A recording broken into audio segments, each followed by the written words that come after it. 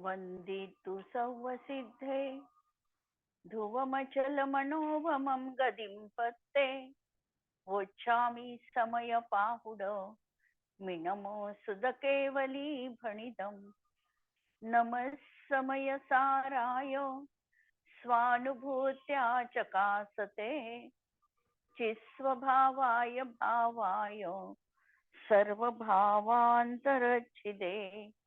अंतिम शासन नायक 1008 भगवान महावीर स्वामी की जय। द्वादशांगो श्रुत देवी की जय। स्वाध्याय कक्ष संपेपर्यंत आपणा सर्वांना चतुर्विध आहाराचा त्याग असणार आहे। समयसार ग्रंथ आपण बघतो आहे आणि निर्जराधिकार आमचा सुरू आहे। निर्जराधिकार पाहत असताना काल आपण बघितलं की आचार्यांना विशेषाचा तिरोभाव आणि सामान्याचा आविर्भाव हे सूत्र आम्हाला त्यांनी आत्मानुभूतीसाठी दिलं। आत्मानुभव जर पाहिजे असेल तर ज्या ज्या पर्यायी आहे, जिथे जिथे गुणभेद आम्ही कल्पिलेले आहे पण वास्तविकतः ते द्रव्यात नाहीत। गुणभेद नाही म्हणजे याचा अर्थ गुण तर आहे पण भेद नाही, पर्याय तर आहे पण पर्यायनी आत्मा भेदरूप बनत नाही। असं जे सामान्यत्व आहे या सामान्यत्वाला आमच्या ज्ञानाच्या माध्यमातून आम्हाला ग्रहण करायचंय। आम्हाला चर्मचक्षुंनी दिसणारे आहे त्या पर्यायी दिसणार आहे।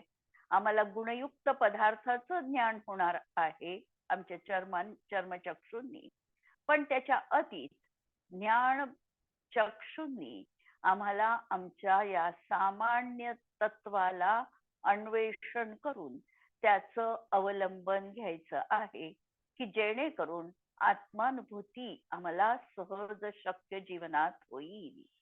कर्माच्या क्षयोक्षमानुसार ज्ञानात जे काही भेद झाले आणि होणार आहे भेद, अनेक तऱ्हेनी ज्ञान आम्ही भेदांनी सहित बघतो।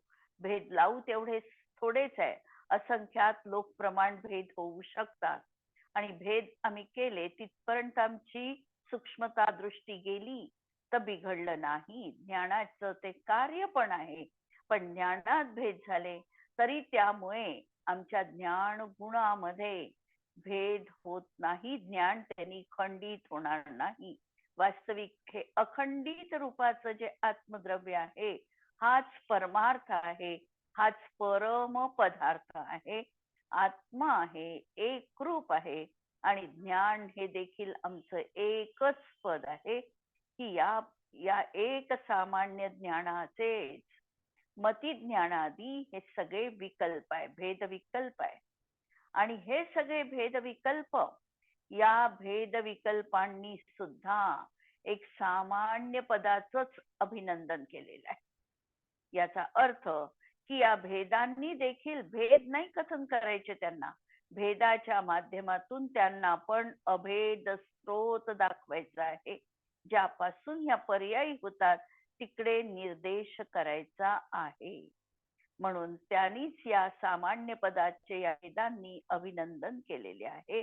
अर्थात भेदांना गौण करून एक सामान्याचं अवलंबन घेतल्यानेच आत्मेची प्राप्ती होते आणि हाच मोहाच्या साक्षात क्षयाचा उपाय आहे। मोहक्षय करायचा असेल, मोक्ष मिळवायचा असेल तर हाच त्याच्यासाठी साक्षात उपाय आहे। या आत्म्याच्या आश्रयाने, कोणत्या आत्म्याच्या आश्रयाने? हा जो सामान्य स्वरूप आत्मा दाखवला यालाच आम्ही न्यायक भाव म्हणू शकतो, आत्मतत्व म्हणू शकतो, कारण परमात्मा म्हणू शकतो, ध्रुव तत्व म्हणू शकतो। अशा या आत्म्याच्या आश्रयाने आम्हाला निज पदाची प्राप्ती होते। शुद्धात्मा तर मी आहे, प्रश्न तो नाही, त्रिकाली शुद्ध आहे, पण पर्यायीमध्ये आमची अभिव्यक्ती व्हायची आहे। ती अभिव्यक्ती सुद्धा या शुद्ध आत्म्याच्या अवलंबनाने होणार, म्हणून निज प्राप्ती आम्हाला जीवनात होणार आहे। म्हणजे आमची पर्याय पण शुद्ध बनणार आहे। पर्याय शुद्ध झाली याचाच अर्थ आमच्या जीवनात ज्या काही खोट्या मान्यता होत्या, भ्रम होता, विपरीत श्रद्धा होती, ही सगळी नष्ट झाली। रागद्वेष मोहाचा अभाव झाला, आश्रव बंध हा झाला नाही, संवर आणि निर्जरेला सुरुवात झाली आणि भेदावरून लक्ष हटवून सामान्यावर आम्ही लक्ष केंद्रित करायचं आहे आणि स्व आत्म्यालाच आमचा ध्यानाचा विषय, ध्येय आणि ध्यान हे सगळं आम्हाला एक आत्मा जह ध्यान ध्याता ध्येय को न विकल्प वच भेद जहा चिद्भाव कर्म चिदेश करता चेतना किर्याता ही आहे सामान्याला ग्रहण करण्याची प्रक्रिया. आणि अशा तऱ्हेने आम्ही हे काल बघितलेलं आहे. आज भावार्थ पहा. ज्ञानामध्ये भेद कर्माच्या क्षयोक्षमानुसार आहे. 204 नंबरचा भावार्थ. ज्ञानामध्ये भेद कर्माच्या क्षयोक्षम भावानुसार आहे. याची आपण चर्चा बघितली की ज्ञान आमच्या जवळ प्रगट आहे, प्रगट झालं हे आम्ही बोलण्याची आमची भाषा आहे. ज्ञान आमचा निज स्वभाव आहे.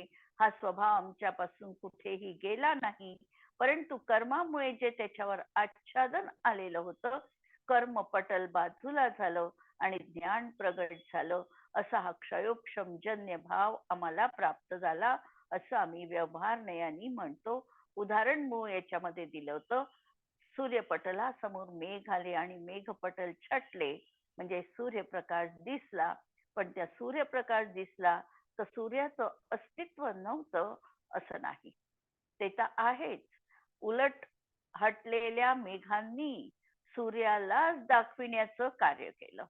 त्याप्रमाणे या क्षयोक्षमाने सुद्धा त्रिकाली आत्म्याला दाखविण्याचं ते कार्य करत आहे.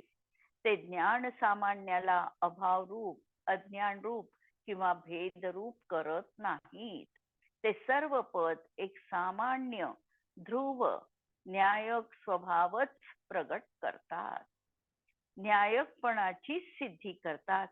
आणि म्हणून भेदांना गौण करून ज्ञान सामान्य स्वभावाचे अवलंबन घेऊन रागद्वेष मोहाचा अभाव करावा आणि आत्म्याचे ध्यान करावे. यात सर्व अर्थाची सिद्धी आहे. आम्हाला प्रयत्नपूर्वक फक्त एक पाऊल टाकावं लागणार आहे. कोणतं? की आम्हाला विशेषाला गौणत्व द्यावं लागेल.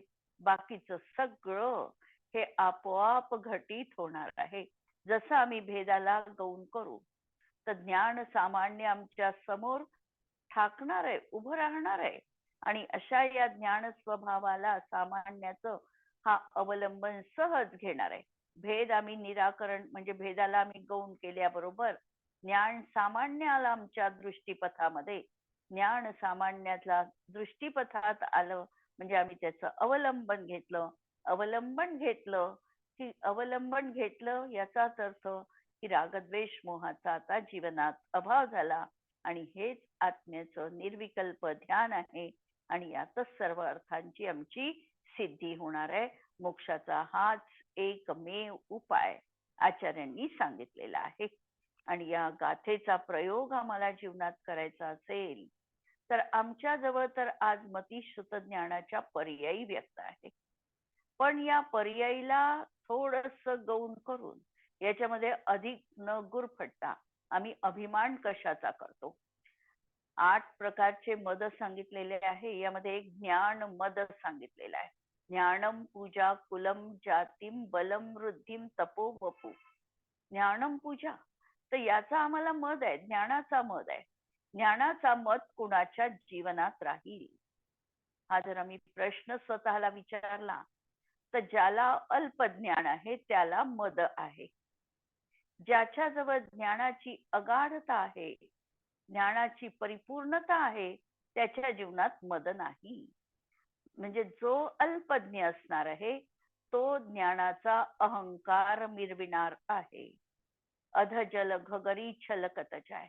आणि ज्याच्याजवळ पूर्ण ज्ञान आहे किंवा ज्ञान काय असतं, ज्ञानाची व्याप्ती ज्याला अवगत आहे, त्याच्या जीवनात या क्षुद्र असणाऱ्या ज्ञानाची महती, त्याचा गर्व करण्याचा तो कधीही प्रयत्न करणार नाही.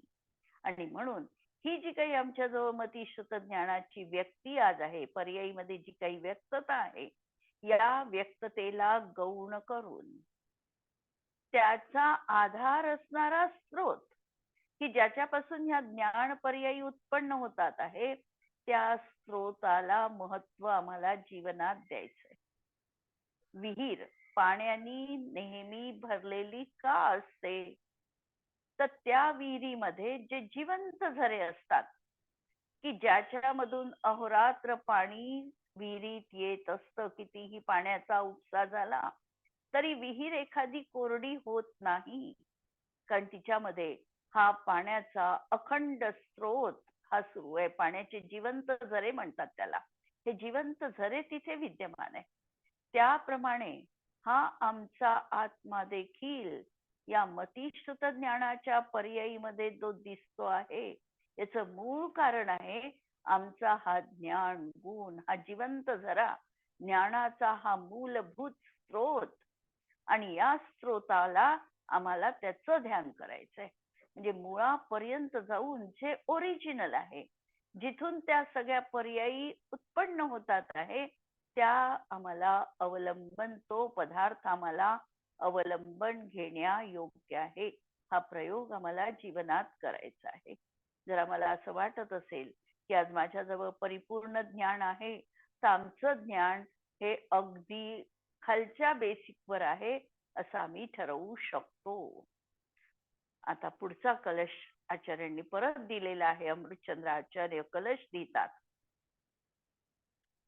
अच्छा अच्छा स्वयमुच्चलन्ति यदि मा संवेदन व्यक्तयो निष्पीताखिल भावमण्डल रस प्राग्भारमत्ता इव यस्माभिन्न रस स एष भगवान एकोप्यनेकी भवन वल्गत्युत्कलिकाभिरद्भुत निधि चैतन्य रत्नाकर. या कलशामध्ये आत्म्याला ही चैतन्य रत्नाकराची उपमा दिलेली आहे. रत्नाकर कुणाला म्हणायचं? रत्नाचं आकर. आकर म्हणजे खाण.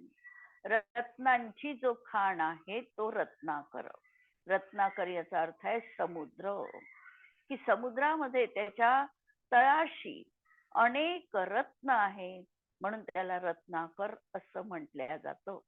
आणि या गाथेमध्ये, या कलशामध्ये चैतन्य रूप आत्मा जो आहे यालाही रत्नाकर म्हटलेलं आहे.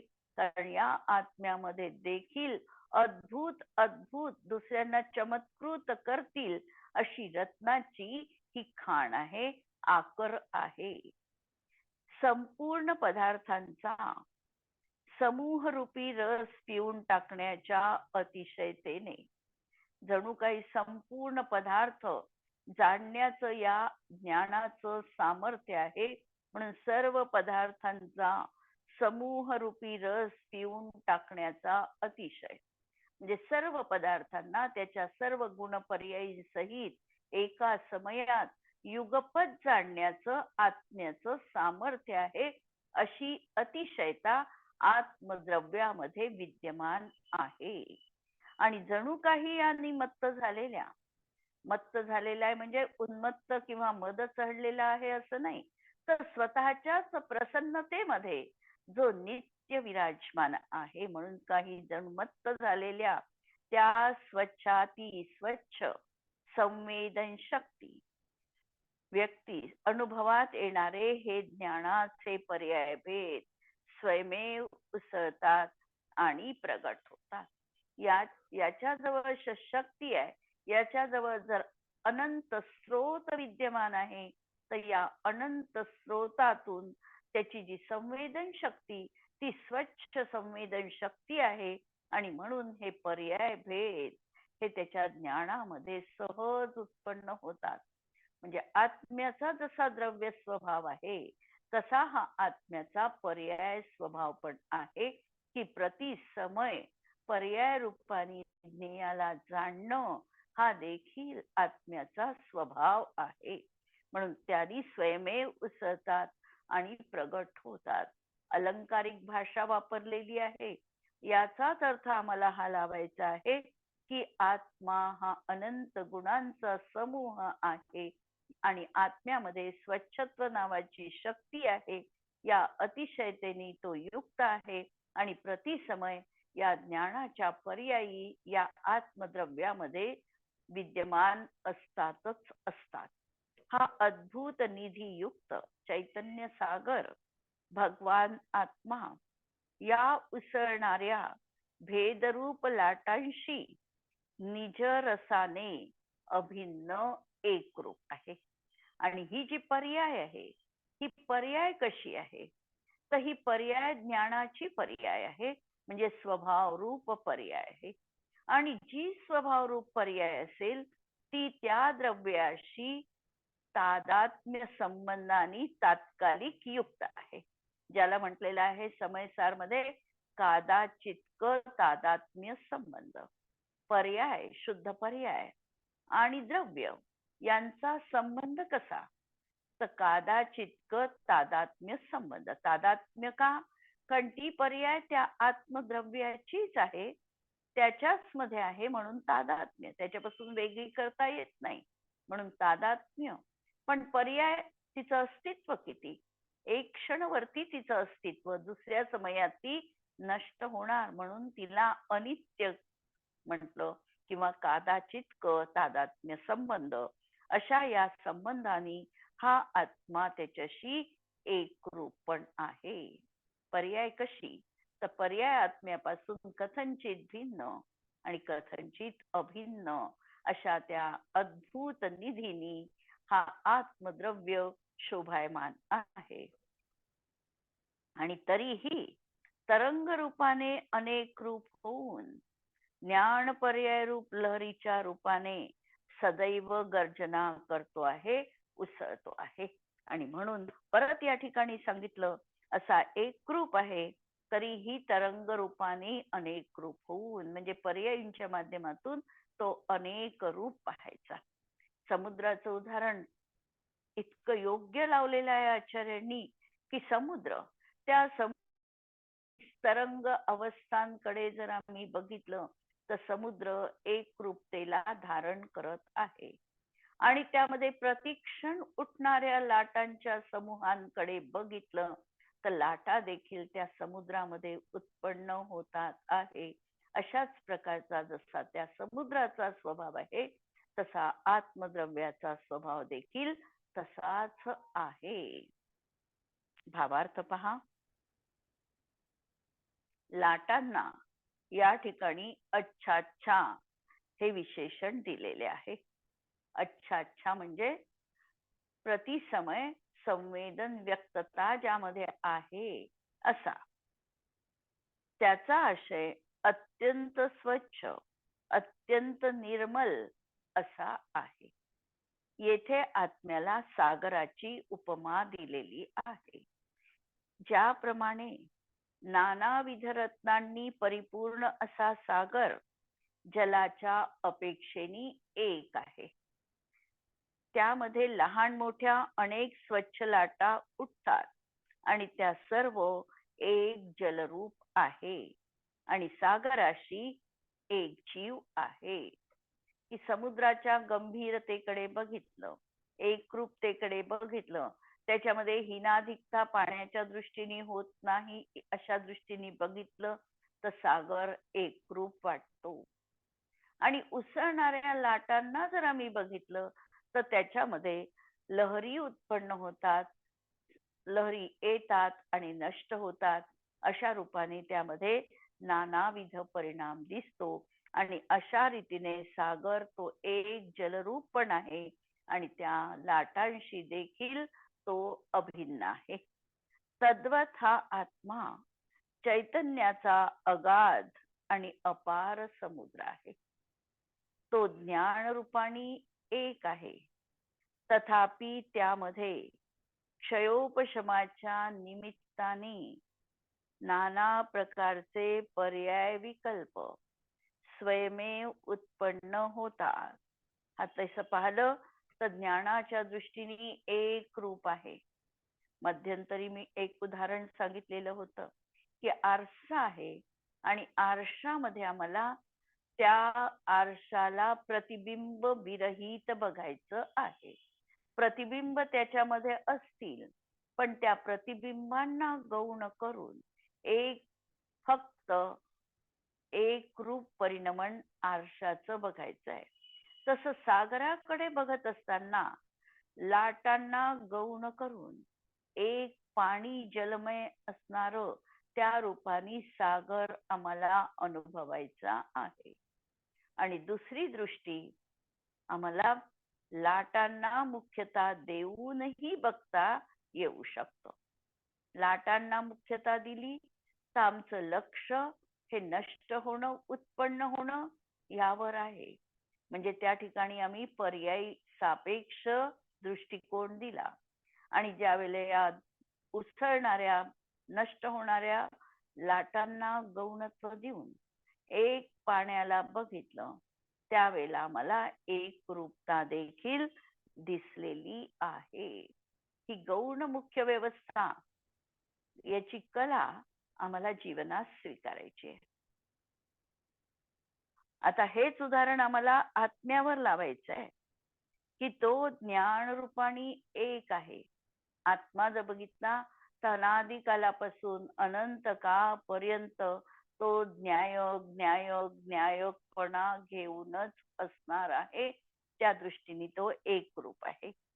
तथापि त्यामध्ये क्षयोक्षमाच्या निमित्ताने नाना प्रकारचे पर्याय विकल्प स्वयमेव उत्पन्न होतात. पण क्षयोक्षमाचं निमित्त त्याला मिळालं तर त्या ज्ञानाच्या पर्यायीमध्ये अनेक तऱ्हेचे भेद आम्हाला दिसतात. अक्षर ज्ञानापासून पर्याय ज्ञानापासून ते अनेक भेद किती ज्ञान किती विस्तृत तर 12 अंगापर्यंत अनेक हे सगळे भेद विकल्प त्या ज्ञानामध्ये आम्हाला पाहायला मिळतात. नानाविध रूपाने ही ज्ञान पर्यायी असणार आहे. ते सर्व एक ज्ञान रूप असून त्या चैतन्य सागराशी एक जीव आहे. हे सगळे कुठून आले आणि कुठं विलीन होणार आहे? एक जीवच त्याचा अखंड स्रोत आहे. त्या ज्ञानातूनच ज्ञान आलेलं आहे आणि ती ज्ञानाची पर्याय त्या आत्मद्रव्यातच विलीन होणार आहे. या दृष्टीने ते आत्म्या आपल्या चैतन्याशी चैतन्य रूप अशा ज्ञायक भावाशी एक रूप पण आहे. त्याच्या भेदरूपाने अनुभव न घेता आता आम्हाला करायचं काय आहे? अशा तऱ्हेची त्याची अशी ही दोन द्विविध रूपे आहे. या द्विविध रूपांपैकी आम्हाला भेदांना महत्व द्यायचं नाही. भेदांना गौण करून एक ज्ञान रूपच अनुभव घ्यायचा आहे. सर्व भेदांमध्ये व्यापून सर्व भेदांना स्वतःमध्ये सामावून घेऊन ज्ञान रूपाने एक रूपच आहे असा अनुभव घ्यावा. कलश आपण बघितला. विशेष पहा की या कलशामध्ये आत्मानुभवाची तुलना ही रत्नाकराच्या समुद्राशी केलेली आहे. जसा समुद्र हा शुद्ध जलाची उन्नत तरंग स्वतःमध्ये त्याच्या उठतात. तरंगाच्या उछलण्याने त्याच्या महानपणाच्या रसात आनंद प्राप्त होतो, जो एक रसरूप आहे. तरंगाच्या दृष्टीने नाना रूपही आहे, असा अद्भुत आश्चर्यकारी आहे. त्याप्रमाणे हा भगवान शुद्धात्मा सुद्धा एक रत्नाकर आहे. हा आपल्या विशाल विमल ज्ञान तरंगांनी उछलत आहे.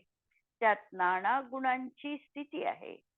संसारातील समस्त ज्ञेयाकारांना आपल्यातच धारण करून ज्ञान तरंग उत्पन्न होत आहे. ज्ञान रूपाने एक रसतेला प्राप्त असतानाही पर्याय रूपाने त्यामध्ये नाना विधता आहे. असा अद्भुत आश्चर्यकारी गुणांचा खजिना असलेला हा चैतन्य रूप आत्मा आहे. मतिज्ञानादी भेदरूप असतानाही सामान्य ज्ञान रूपाने हा अभेद रूप आहे. आता या ठिकाणी आमच्या मनामध्ये परत प्रश्न येऊ शकतो की जर आत्मा ज्ञान मात्र आहे तर हे मती ज्ञानादी भेद आत्म्यामध्ये का केले, का आम्हाला कन्फ्युज केलं? एक ज्ञान सामान्य सांगायचं होतं, ज्ञानाच्या या पर्यायी सांगण्याची काही गरजच नव्हती. नाहीतरी त्या क्षयोक्षमजन्य पर्यायी आहे त्याला कथन का केलं, हा जर आमच्या मनामध्ये प्रश्न आला तर त्याचं समाधान पहा की मतिज्ञान आदी ह्या ज्ञान गुणाच्या पर्यायी आहे. त्यात विरुद्ध असं काहीही नाही, कारण वस्तूचा तो सहज स्वभाव आहे. पर्याय बघताना आम्हाला 5 भेद दिसते. कारण ज्ञान म्हटलं तरी ज्ञान सामान्य विशेषात्मक आहे. सामान्य आणि विशेष, विशेष म्हणजे पर्यायी आणि सामान्य म्हणजे एकरूपता. हे होणारच आहे. वस्तुतत्व तसंच आहे आणि म्हणून जे वस्तुतत्व जसं आहे तसं आचार्यांनी प्रतिपादन केलं. पण वस्तुमात्राचा अनुभव करायचा असेल तर मात्र एक ज्ञानाचा अनुभव आहे. विकल्प खोटे आहे म्हणून कुणी म्हणेल की ज्ञानाच्या सर्व पर्यायी अशुद्ध आहे, तर असंही म्हणता येत नाही. हे ज्ञानाचे विकल्प खोटे नाही आहे, आहेत ते, परंतु त्याला आम्हाला महत्व द्यायचं नाही. वस्तूचा स्वभाव आहे, मात्र अनुभव निर्विकल्प असतो, म्हणून तो वस्तुमात्राचा अनुभव करा असे म्हटल्या जाते. यावर पंडित बनारसजी दासजी लिहितात की जाके उर अंतर निरंतर अनंत द्रव्य, जाके उर म्हणजे हृदयामध्ये निरंतर अनंत द्रव्य आहे, म्हणजे ज्ञानाचा तो स्वभाव आहे. भाव भासी रहे पे सुभाव न टरतो है, तो स्वभावापासून कधीही विचलित होत नाही.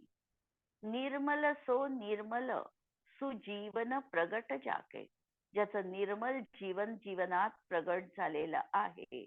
घट में अघट रस कौतुक करतु है, जाके मतिशुत अवधि मन पर्य केवल सु पंचधा तरंगिनी उमंगी उछरतु है. सो है ज्ञान उदधी उदार महिमा अपार, निराधार एक में अनेकता धरतु है. एक आहे आणि तरी देखील अनेकता तो धारण करत आहे. अर्थ पहा की ज्याच्या हृदयात अनंत द्रव्य आहे त्याचे अनंतानंत भाव निरंतर प्रतिभासित होतात, तरीही जो शुद्ध स्वभावापासून विचलित होत नाही. ज्ञेयांना जाणतो तरीही ज्ञेय रूप होत नाही. त्याचे जीवन निर्मल आहे, ज्याच्या हृदयरूपी घटामध्ये अतींद्रिय आनंद उसळत आहे. ज्यात मतिशुत अवधी मनपर्यय केवल ज्ञान रूपी तरंग उत्पन्न होतात, असा अपार महिमावान अत्यंत उदार निराधार ज्ञान रूपी हा समुद्र एक असूनही अनेकता धारण करत आहे. पुढे आता प्रश्न आमच्या गाथेच्या अनुषंगाने या ठिकाणी उपस्थित केला गेला. कारण अमृतचंद्रांनी जे काही कलश ठेवलेले आहे, एक तर मागच्या गाथांचा उपसंहार रूप केलेले आहे किंवा पुढच्या गाथेमध्ये कुंद कुंद भगवंतांना काय सांगायचं आहे याची उत्थानिका रूपाने त्यांनी कलश ठेवलेले आहे. या ठिकाणी प्रश्न परत आमचा येणार की श्रुतज्ञानाची पर्यायांच्या क्षयोक्षमाचं सामर्थ्य 3 काळाला आणि सर्व द्रव्यांना जाणण्याचं आहे का? अल्पज्ञांना त्याची जाणीव पण नाही. आता पुढील कलशात हेच आचार्य परत सांगणार आहे. याच्यानंतर परत कलश सांगितलेला आहे आचार्यांनी, अमृतचंद्र आचार्यांनी, आणि त्यात सांगितलेलं आहे की आत्म्याला जाणल्याशिवाय काहीही केले तरी ते सुख शांतीचं कारण नाही. आम्ही कितीही जीवनात प्रयत्न केला, पण बाह्य प्रयत्नांनी आम्हाला सुख आणि शांती जीवनात मिळू शकत नाही. आम्हाला खरं समाधान मिळायचं असेल, खरी सुख पाहिजे असेल, तर एकाला जाणा याचा अर्थ आत्मतत्वाला जाणा, की जीवनात आमच्या सुख, समाधान आणि आनंद निश्चितपणे प्रगट होणार आहे. स्वसंवेदन प्रत्यक्ष आत्म्याचा अनुभव हीच आमच्या सुखाची नांदी असणार आहे. आणि याला आपण उद्याला बघूया. जिनवाणी के ज्ञान ते सुझे लोकालो, सो जिनवाणी मस्तक नमो सदा देत हो. नमो अरिहंताणम, नमो सिद्धाणम, नमो आयर्याणम, नमो उवज्झायाणम, नमो लोके सवसाहुणम. सर्वांना जय जिनेंद्र.